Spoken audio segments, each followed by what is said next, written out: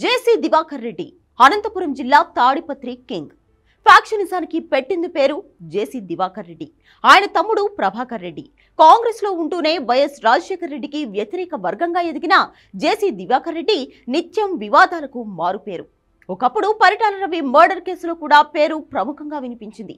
Diwakar travels తో తెలుగు రాష్ట్రాల్లో popular అయిన దివాకర్ రెడ్డి రాజశేఖర్ రెడ్డి కేబినెట్ లో మంత్రి. ఎవరి మీదైనా ఎలాంటి విమర్శలైనా చేయగలిగిన వివాదాస్పద రాజకీయ నేత. కాంగ్రెస్ లో ఉన్నప్పటికీ అన్ని పార్టీలతోనూ సంబంధాలు ఉండేవి ఆయనకి. ఎంత పెద్ద లీడర్నైనా ఎలాంటి మాటైనా వెనక ముందు చూడకుండా నిర్మోహమాటంగా మాటలు విసిరేసేవాడు జేసీ దివాకర్ రెడ్డి.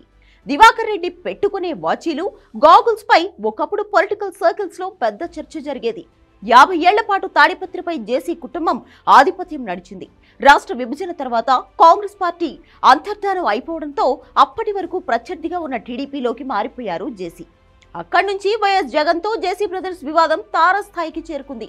కానీ వయసు పైబడిపోవడం, రాజకీయాల్లో పోటీ పడలేకపోవడంతో క్రమంగా జేసీ హవా తగ్గుతూ వచ్చింది. ఇప్పుడు ఆయన రూపం కూడా మారిపోయింది. అప్పటి జేసీకి ఇప్పటి జేసీ దివాకర్ రెడ్డికి ఎంత తేడా! నడక మారిపోయింది, మాట తడబడుతుంది. ఇంట్లో పని మనుషులు తీసుకొని ఇంట్లో డెత్ పెట్టిపోయి ఉండేటువంటి వాళ్ళు ఇద్దరు పేషెంట్స్ ఉంటారు. వాళ్ళకు రెగ్యులర్గా వాళ్ళే మందులు ఇచ్చేది ఎంత ఒక ఆమె కాన్షియస్ లేదు, ఇంకొక ఆమె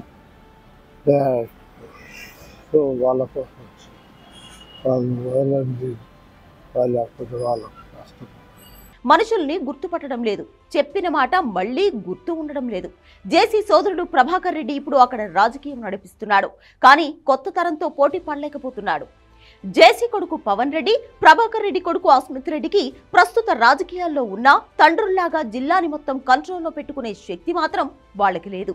చాలా మంది జేసీ దివాకర్ రెడ్డిని చూసి కాలం తెచ్చిన మార్పంటే ఇలానే ఉంటుంది, ఎలాంటి జేసీ ఇలా అయిపోయాడు అని అనుకుంటున్నారు.